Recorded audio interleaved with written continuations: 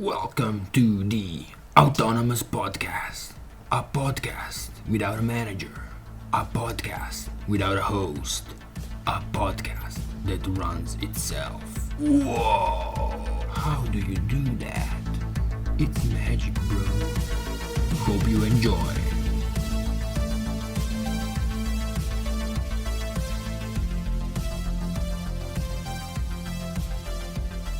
Hello, and welcome to Autonomous Podcast B.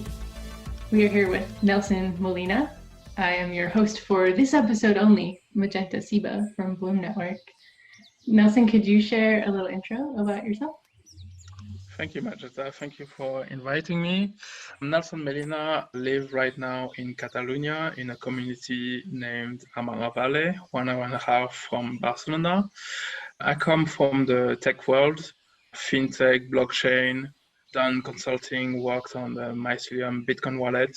But now I'm focusing more on the idea of smart villages and how to live together in the new world, let's say, and how to use those new financial tools, those new governance model, basically those new business model also, which is something that I find very interesting. The with profits model, not for profit, not for profit, but kind of like in the middle. So I'm interested in those topics, and I'm aiming to create a community of people that would be working on creating a new way of living together. Awesome. I'm so excited to talk with you and share this podcast and your visions and also experience, because I know a lot of people on the eco-village side of things who are coming from more of a, I don't know, like physical world background, for lack of a better word. And then also know it's becoming apparent like more and more people in the Ethereum community and connected communities are want to kind of bridge this, start living in villages in this way. So you're such a good wisdom keeper and vision person for that. So really excited. Yeah, that's really one thing that for me became quite apparent when I always kind of felt was interested in this idea of taking back old villages with a bunch of friends and like work over there, or these kind of ideas, but more and more with the idea of decentralized communities, like what Parallel Nipolis is doing in Prague or Parallel Napolis in Bratislava, like this idea of creating like zones that are out of the normal system and experimenting in that, but apply it more in the rural area, then led me to, maybe because I'm also connected in like burner, hippie, spiritual world, to look at communities and what they're doing. And I have to say, at first I came with an eye of like, oh, we're gonna create something. And then I realized that there were actually a lot of projects existing all around, like hundreds, thousands, there's probably thousands of cool projects in the country that you are, whoever you are. Like I remember talking to someone in Turkey and him showing me like this website with a list of like hundreds just in near I think it was near Istanbul, and like, okay, the list wasn't updated, but I was like, wow, so many.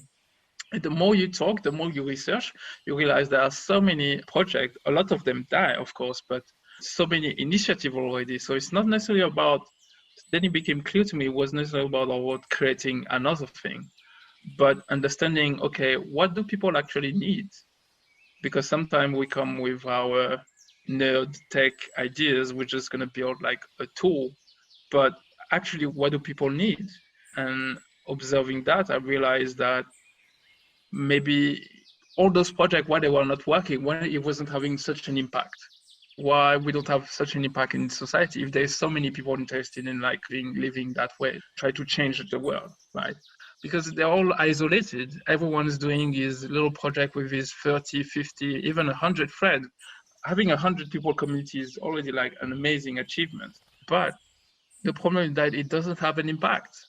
And especially coming from the blockchain world, then you start coming of like, okay, maybe it's about connecting economies together. Maybe it's about connecting, sharing information more. Maybe it's about really creating this seeing those not as like isolated project, but as like nodes in the network. And then, yeah, basically it became like like a quest into how to enhance the existing grassroots fertile ground, fertile soil for enabling a new world. A lot of it, I think, comes with money because a lot of the people that create those projects are against the idea of money with some good reasons and bad reasons. A lot of the time, I realize that they don't understand the purpose of money. That they see the bad side of it, but they don't see also the problems that it solves, which relate to not the use of like financial instrument that could enable a multiplication of the result of like the impact that you can have. If you had like 50 communities in Europe that were all connected economically, you would have a circular economy that would perhaps allow people to become wealthier and then allow to invest in research, to invest in creating other communities, to invest in like having more of an impact rather than everybody struggling on their side and then making the same mistakes. Even if now we're getting better at exchanging like governance tool, communication tools, people doing consulting for other communities, I still feel like there is, especially on the financial, economical, and information sharing side, there's perhaps a lack. And then there's also sometimes there's too much of Luddite way of things, like not looking at science and technology or seeing it as bad. But one of the things that I really want to work on is like using the highest tech available, whether it's solar panel, water filtration system, compost system, smart grid, autonomous energy grids, even robotics with farming or new ways of doing aquaponics and these kind of things to make life easier, because I want to live in the countryside connected with nature, but I don't necessarily want to live my grandfather did. And I think we can create technology and nature. It's about reconnecting the dots, like bringing back, like having technology that works for us and allows us to more be in symbiosis with the environment. So I went a little bit of a tangent over there, but no. No, you actually literally answered all three of the questions I had to ask you. Awesome. Awesome. This speaks to where I am next in my list of questions, which is I want to dive into a little bit of the nerdy details of the financial architecture stuff you see, but a little bit later in the here. Yeah. But one of the things that I really appreciate about speaking with you, because I've seen some of the similar disconnects. So there are communities like what are they called? Dang it. The Embassy Network. They're more urban, but they're kind of lean a little bit more technology, nerdy, futurist people when they set up, like they'll buy a house and you can be a nomad between the different houses they have in different countries. Yeah. So that's one of many examples of these sorts of things. But one of the things you speak to in the article you wrote, which I'll link to in the episode because it's such a great digest of the vision that is coming through you, and links to some really great resources for further reading too. But you speak about the importance of when you went to the salons with Vinay Gupta, you were talking about the importance of mixing regulars in a community with newcomers. Yeah. And the power of mixing different, what you say is profiles, opinions, backgrounds, expertise in politics. So I'm curious how, similar to the economic interrelating, how that circulating of people and backgrounds between communities so they don't get insular. How do you see that happening and why it's important? Well, it connects also to my sometimes interest in understanding like tribes and like what actually makes a good human community, right? And this experience with those weekly dinners, where the principle, for those that don't know, the principle was like a weekly dinner where basically the host, Vinay, would provide food and wine, and it would be kind of like an open door to whoever is like smart, weird, interesting, whatever, like friend of a friend that would be in town and that would come over. So you wouldn't necessarily know like who you would meet at those dinners, but it was always interesting, and that was that kind of the principle. But then what happened is that you would have regulars like coming regularly, coming every week, like me. And then regularly, every week, you would have new people coming, and sometimes they come back 2 months later, or this kind of thing. And sometimes you have 5 people, sometimes you have 15 or 20. But this kind of melting pot, this kind of, I don't know, potpourri mix of like so many perspectives, like artists, technologists, nerds, mathematicians, business people, and lawyers, and all kinds of doctors, whatever, or like cinema managers, festival organizers, like any very, very different mix. The discussions that happen, the project that were created, the collaboration, the fact that you could like, yeah, you have an idea and then suddenly you have someone that actually knows about this very nerdy topic, whether it's like history with medievalist friend that James Hester, that was this specialist in medieval weaponry, right? But on top of that, of the history of London and learning so many like quirky, weird fact about London when you live there is fascinating by an expert that actually knows about this thing, or whether it's like talking to lawyers about, hey, I have this idea about this business, or like people that understand this very specific technology that you can actually banter and exchange ideas. And then maybe with some of them, you actually end up creating companies or starting collaboration, which actually has happened. This was like fascinating and like this needs to exist more. Everybody should have a version of that. And it seemed to be an optimal way of like fostering collaboration and innovation. And it's not necessarily that everybody, but that the interesting thing was everybody was different. You would have Democrats, Republicans, pro-guns, anti-guns. Like you would have people that are very in the hair, like all about art and creation, and people that are all about numbers, and people that are all about connection. Like you would have so many different people, but everybody was willing to exchange and hang out. Of course, the wine and the whiskey definitely probably helped. But yeah, it was a great part of my life, and it made me aware of like this is kind of thing that I want to recreate, but also make more permanent, because then what if those people live together? Which actually happened, because some of us that were the regulars on those dinners ended up being frustrating of having to take the tube to go back home when it was around midnight, when in the middle of an interesting conversation, right? So we ended up like 4 or 5 of us taking flats next to it, which created some kind of little community, which was also interesting because it was a community, but at the same time, everybody had their private space. And for me, that was another key learning from how to live in communities. Like you need both. You need to live together very close, but at the same time, if I want to be introverted or if I'm pissed off against someone, then I can go back home and no one sees me for 2 days. And then later on, I come back. So it's like so many things from that period of my life that I could like pick on and use now to create my smart village idea and like kind of use similar concepts or try to.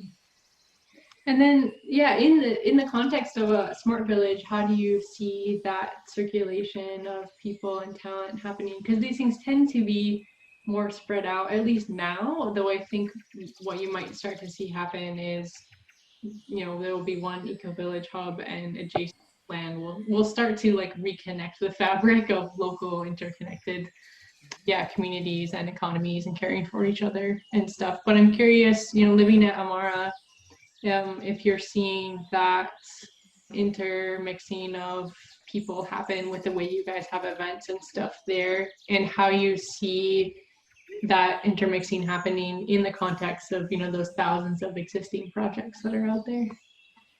Well, I'm going to talk more about the situation here. As for me, it's all about expansion. So it's not necessarily like there is one thing and then everything needs to fit into that one thing.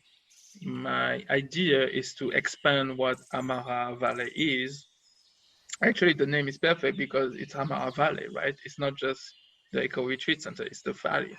And we have a whole valley here with a lot of land where we could add a lot of projects. Actually, before it was Amara Valley, there was a community here called Arcadia, and they were doing many different things. They had a magazine, I think it was called Atanor. They were doing yoga retreats, spiritual retreats. But they had this project of like buying the whole land and creating around, I don't know exactly, but between maybe 5-10 different projects like restaurant and something, basically buying the whole valley and creating a conglomerate of hippie projects. You could almost say that. So it's the project that we're doing now maybe will be probably different, but the idea might be base idea might be the same. Maybe it's about expanding and creating sister or brother projects that collaborate and don't have to be the same thing either, but exchange in different way. So I don't necessarily think that I think it's going to complement and expand each other. And that's also why I want to do it here, because let's say we create this smart village idea that later on I will explain a little bit more on what I want to do. So you would have this committee of people that would, let's say, be incubating regenerative project, whether it's in technology, science, or other things, or governance or any other things. I want those people to have access to what we provide here at Amara, which is really transformative, with like physical practices like yoga, Kali Repayat, martial arts, breath work, good food, healthy practices, but also like personal, mental, spiritual work. Self-work is important to figure out actually who you are and what you want to do and how you relate to each other. And I think having both projects be side to side and then kind of like we'll allow both to feed each other, because if we are to build the world of the 21st century, we definitely need to be people that are working on ourselves, working on our traumas, working on how to relate to each other, working on, just like feel good in our bodies, feel clear in our minds, not like stressed or cluttered or any of those things. And I think being next to Amara is the right way to do that. I know how much he has impacted me personally, and I want that to be the case for the people that would be working with me. So that's why I think that's how I see the relationship. Yeah, that's why I see it as something very important.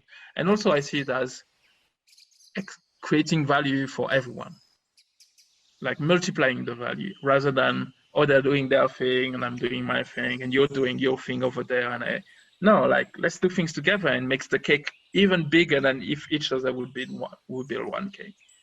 That's my vision. In terms of like how to relate to other projects, to be honest, I don't know. And there are a lot of things that actually I feel very comfortable not knowing. There are two things in let's say in my vision, in how I operate to try to manifest my vision, right? I don't know how, I don't know when, but I'm doing it because I fully trust that it's necessary. I see that's something that needs to exist. And I don't even like think it's just my idea. It's like that idea is just channeling for me and needs to exist. You see a need, you fix it. You see a job, you do it. It's like a duocracy kind of thing.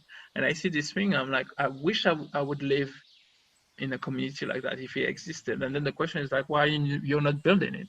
So I'm building it, but I don't know how necessarily. And that's why I reached out to people that I see competent in their field, whether it's like architects or like the people from Pandora. I'm a big fan of what the people at Stanford with Regenerative Villages are doing with this tool to kind of like build an AI plus blockchain plus permaculture practices to design a whole space.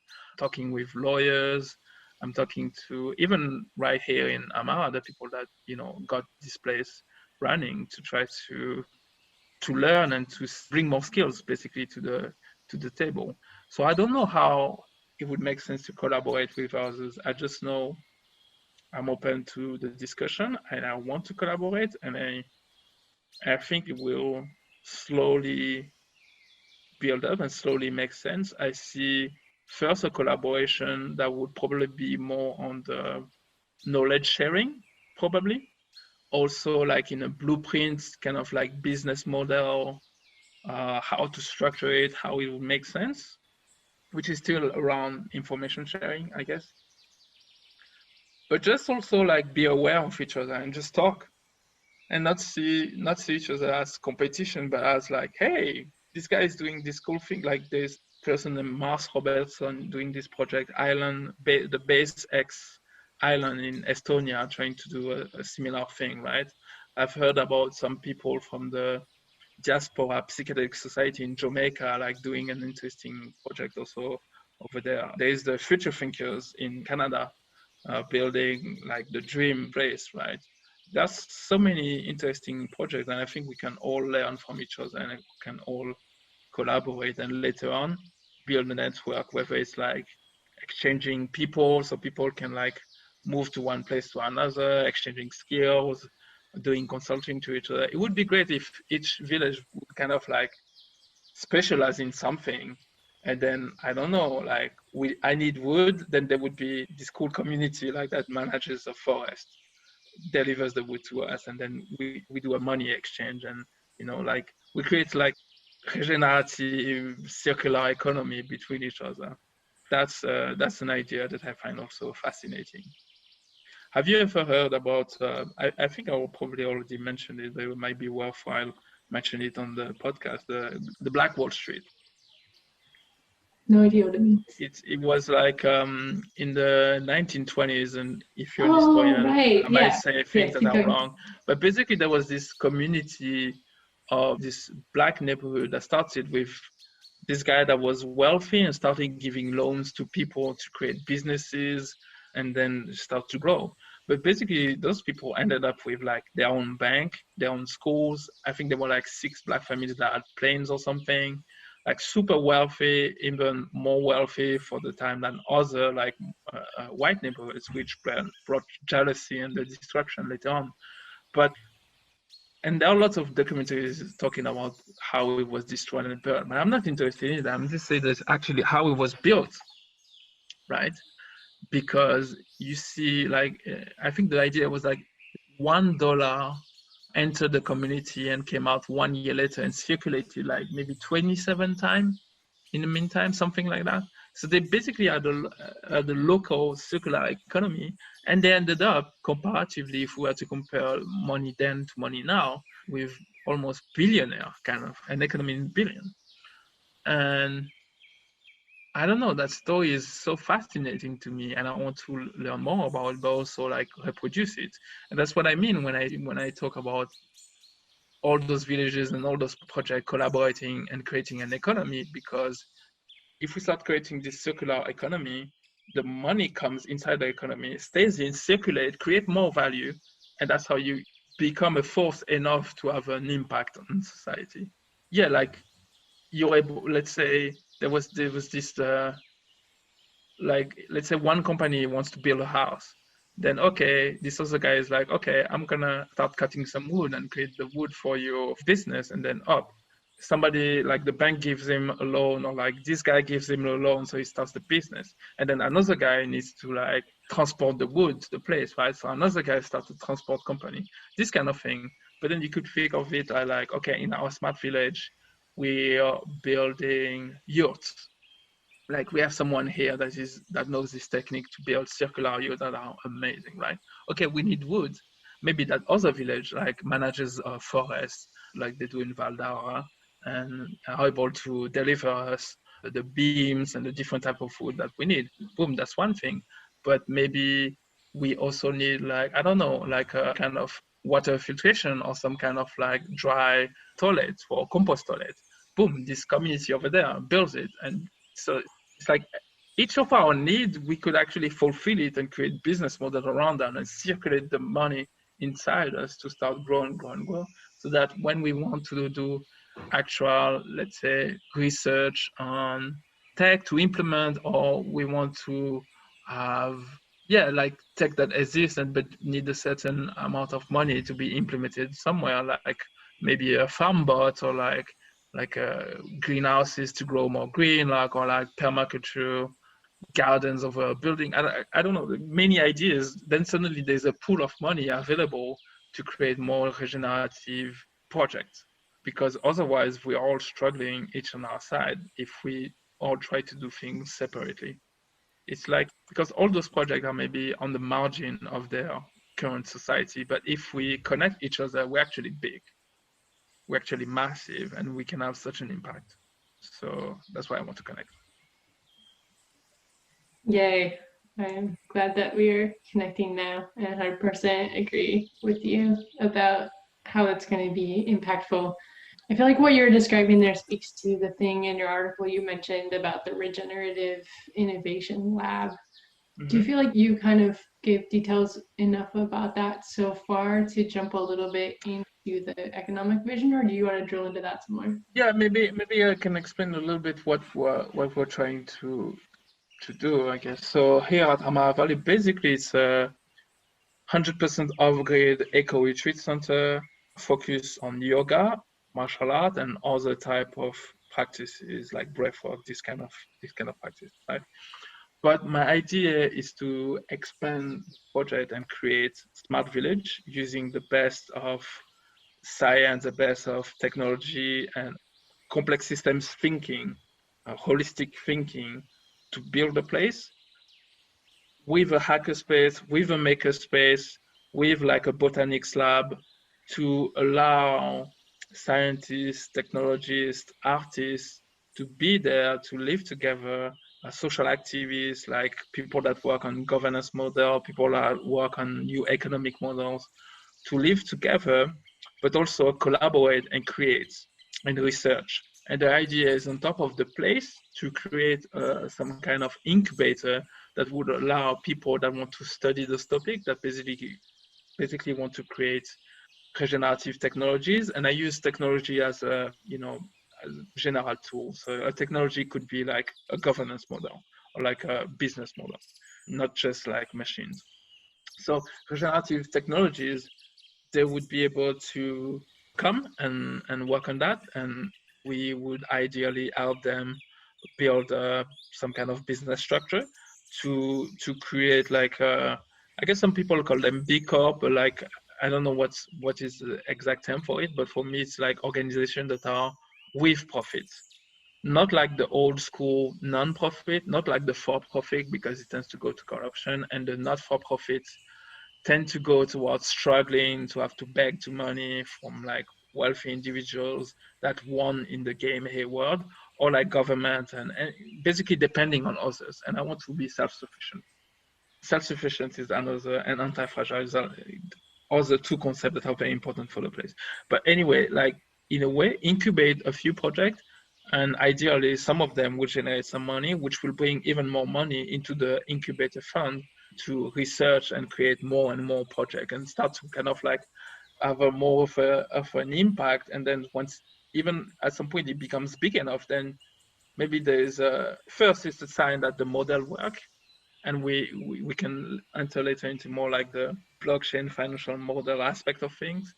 So it proves that the model works, so it can be reused, but then you also like there's money available to invest in other funds elsewhere that want to do something similar, or maybe like a sub fund that are more specialized in a specific topic, right? And then it allows them to become more independent and do that.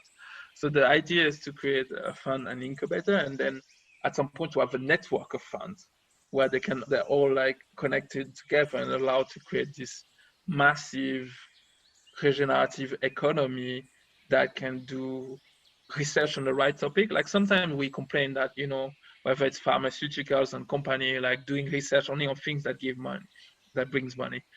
Well, if we have, a few millions or a few billions in the bank, and we know that studying mushroom or studying this kind of plant that don't necessarily would bring a lot of money to certain companies, but would be a good thing for the world. But maybe we decide to do research on that and to build, implement, or share the know-how on how to use it. It's a very broad, open ideas, but this is the direction I want to go. And for that, we need to start with like building the space, and then bring people that want to live in this kind of space and start working on it, and then we can experiment with financial models. I'm just lighting up hearing you describe this, because this is exactly the same pattern and model that I've been seeing with Bloom Network. Sometimes I think of these things as ecosystem finance or business ecosystems, and it's like regenerative enterprises and local interconnected economies like almost need a more ecosystem, like interconnected approach to financing than the like vertical structure of the mainstream banking system. So when I talk with both nonprofit finance professionals and for-profit finance professionals, like more and more people are starting to realize there are major gaps in institutional finance that can't plug in with the like grassroots and regenerative ways of doing things. And so I'm getting a lot of questions from people about, well, I think we've talked about this before, you and I, but like a lot of people asking questions but not knowing what the other options are. So there's like people poking their heads out of that mainstream finance world, and even like things like startup incubators and also like impact investing communities and stuff still have a hierarchical and almost, I don't know how to describe it. It's different than this ecosystem approach though. And regenerative initiatives need a like peer-to-peer like funding and finance pooling structure. And this is really what brought me to Bloom Network, like what you're describing. Well, that's the home organization that I'm based in. But what you're describing of this physical place for artists and scientists and visionaries and professionals to interrelate and innovate and create together. Literally, there's this woman at it used to be called Evolver event in San Francisco who she wanted to build a project like that in Peru, specifically so they could incorporate the study of psychedelics into it because it's legal there. So she was telling me about this vision, and I'm like, okay, this is amazing. I want to help you make this, but you don't have an MBA, and it's going to take a lot of interesting business knowledge and a lot of money to make that happen.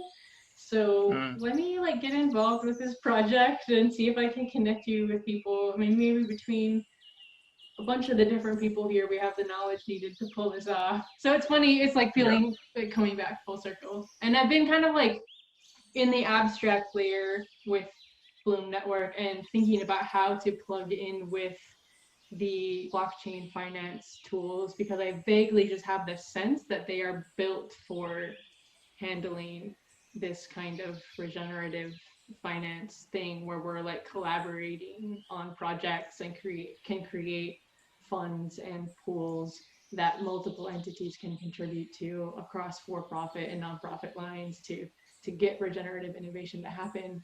Yeah. You're really listening to you really helps me kind of land that in a more physical context again. So really appreciate your thought leadership with all of this. Thanks.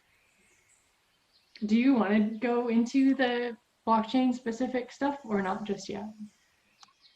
Yeah, we can definitely like explore some of that. I don't know if you have specific questions around it, so we could start delving into it. But I can more or less explain some of my ideas. First, one tool that was incredible for me was the bonding curves. The bonding curves, especially the augmented bonding curves, because you realize that allows you to do almost like IPO type financial instruments on relatively small project because of the solution on price discovery. Basically, you can map the price of a token based on math and a few parameters. So based on the ratio that you decide, but based also on the collateral and the cash reserve that you have. So let's say, and it's always available. People can always trade with the actual smart contract. And the more tokens exist, the higher the price of the token. And the less tokens exist, the lower the price. So there's this balancing effect. And there's a whole like now a subfield of the blockchain industry is token engineering, with the token engineering community, with block science, Michael Zargam, like with the CAD community around simulation of financial tools. There's amazing work being there. I don't claim to be a specialist of this, but studying it and understanding a little bit was like, whoa, wow, that means you can create a fund and then connect that fund to other bonding curve that would like be project specific, right? Where they would have the same token bonding, and then you would have multiple bonding curve connected to that meta bonding curve, right? And then, but even like the funds could be connected to other smaller funds, and then you would have a network of funds that could be project specific or like industry specific or like community specific, but there would be, via the power of the different tokens, they would be connected in some ways. So like you gaining value brings the value to everything that you're connected to. And we'll probably have to do this in a very smart way. That's why I like what the token engineering community that they're doing, because they're doing it like building a bridge. You know, you don't just build a bridge. You simulate, you calculate, and when there's failures, you integrate it in your list of like things to simulate, whether it's the win or of everything. Like you're very careful. And yeah, there are so many fail safes and like ways to ensure that we're doing something that should be safe, that should be solid in most cases. So I like that approach, and I think, but I still think, as you said, that especially with smart contract aspect of the blockchain world, we can create new economies. We can experiment with models. We can have fun, and it's a very technical world, and some of the tools are not existing yet, but a lot of very smart people are building them, and we can start experimenting to figure out what is working now and what we need next. That's the beauty of it. And it also brings down the cost of experimenting to almost nothing, right? Like you just have to deploy a smart contract. Okay, some days when the gas fee is high, it's very expensive, but it's not like having to do a full IPO and go public or this kind of thing. I will probably not enter into much details about explaining the bonding curve, rather than that saying that it's a bet on the future of the value of the token. You could Griff Green actually has a very good explanation that made me understand a little bit more what it was. It was like when Amazon did the IPO, they raised 50 million for 10% of their shares. So there was suddenly 100% of shares that were worth 500 million. But if at that time you were to sell everything they had, it would be 50 million because they only had the 50 million in cash. And but the whole thing was worth 500 million because people were making a bet on the future value of the company based on, like parameters that everybody more or less decide. So it's a similar type of instrument where you can go and buy shares at a price determined by the smart contract. And when you give, let's say you give 100 DAI, 100 euro, 100 something, based on the ratio, it could be that 70% of it goes to collateral and 30% go to cash reserve. The cash reserve is the part that the money that can be used, and the collateral is used only for when you want to sell back your token. That's where the money is taken from. It's a very simple explanation on it, but it's a fascinating new subfield where you could also add some interesting tax instrument when people go out of the curve, when they sell back their tokens, or when there is money exchange. So you can experiment with new economies with this kind of instrument. Yeah, I invite you to check out the Common Stack, to check out Block Science, to check out the CatCat community, the token engineering community.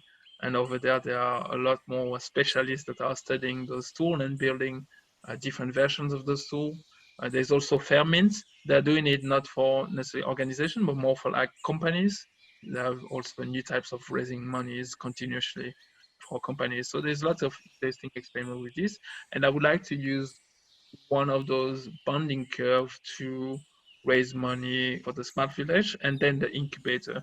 I'm still wondering like if there should be like just one thing or to have a more like separation of concern and kind of like keep it simple for like the land, basically the land, the building, and like the real estate part of thing. And then later on, once we are ready to start project and some investment on the side of thing, keep it like a different instrument. The way that I see for the land is to raise money to buy the land, build what we need to build with some extra for, things that can happen. But then use project from Vinay Gupta called Materium to tokenize the land in a form of an NFT, and then use the token of the land as a collateral inside the bonding curve. So in a way, it would be the first, as far as I'm aware, the first bonding curve with physical assets as a collateral. So it's not just like tokens, it's like part of it would be, and we probably have to develop that bonding curve or like modify something existing or like create something new. And then it would be interesting because also it would stay in the collateral. So it's not like you raise money, you take that money to buy the land, and then the value of the money is out of the curve, essentially because you took the money out. But once you put the land back into the collateral, it brings back the value, but also every improvement and reappraisal of the land that we would do would raise the money of the curve by itself. So there's an interest of taking care of the land, of improving the buildings, bringing new kind of solar panels, autonomous energy grid. All the improvement that we would do would be taken into account inside the financial instrument used to raise funds. That's for me was like, oh, wow, what can we do? And we'll need to work on the details of how to do that, but that's something we should be able to pull off. We are able to pull off, and we will pull off. I'm pretty sure there's a new Bloom chapter in New York that is interested in setting up their land ownership model connected with blockchain. So I should probably introduce you both to each other. Yeah, for sure. All about sharing information and knowing about cool people doing cool shit. Yeah, it's funny. Part of my brain wants to be like support these things with like officially formed working groups, and it's like, no, we're just all kind of like organically doing it together. Yeah. But I guess eventually we'll have those like funding pools for like when we want to do it together with, you know, methodical research and like pay people for the time and stuff like that. So that'll be possible as we get all this flowing. So yeah, that's the land part of things. There's maybe a bit more details and some links also to understand some of those technical topics on an article that I think you can put on related to the podcast episode. But yeah, more on the incubator fund side of things, it would be more to invest on research, but also implementation and create businesses that would be related to that. So the idea is to create like this fund, and then this fund will be connected to those projects, as I said, and then create multiple funds at some point, because the fund would be successful enough that it can spawn like little children that would be connected to the main fund. So even like all those funds like succeeding would bring more value to the main fund. And that's something will take time to develop carefully and experiment with too. Super, super amazing. Thanks so much for sharing your brilliance and creativity and experience and heartfelt, embodied connection with all this stuff. Thanks for giving me the opportunity to share that. And also, like, I mean, those are my ideas, but I'm also open to suggestion and collaboration and like correction and like because you know the end model maybe will be different because of some details of the law here in Spain, or actually it's tricky to do that with this financial instrument. So I'm open to experimentation. That's a very important thing that I want in the space, is like I want us to do things together, but not necessarily on the old model where maybe in cooperative, because everybody needs to agree, it's hard to experiment. I want really like people to feel empowered to experiment, to try, to fail, and to learn, and to start again, and really like almost use a similar model as evolution, right? Evolution as this thing where it creates mutations, and then whatever works, keep working, and it keeps on going on. It's not necessarily about like finding that right model that just stays, because that doesn't even work, because situation changes, because there's always chaos and circumstances changes. So it's about always improving, always trying, but at the same time be agile and enough that you can try something and then, oh, it doesn't work, and then you bounce back to something else. So not necessarily like a monolithic thing that if it fails, everything fails, but like, yeah, like a organic kind of mycelium network type kind of exploration and evolution. Well said. I think we're coming up close to the end of the hour here. We have a little bit more time, or we could just truncate it a little shorter. It's fine. Is there anything else that you particularly want to share to the folks who might listen to Autonomous Podcast B? Nothing comes to mind other than, if you feel inspired by or curious by anything that you just said, like, go check out the article. Don't hesitate to contact me, start talking. It's important to, the people that have similar vision to connect to each other, because sometimes we can feel maybe isolated or doing our thing wherever we are. But I really think that connecting and cooperation allows you to create bigger things, right? And I very much welcome people to come and be part of this project and bring their skills, their connection, their experiences, so that we have more chance to succeed.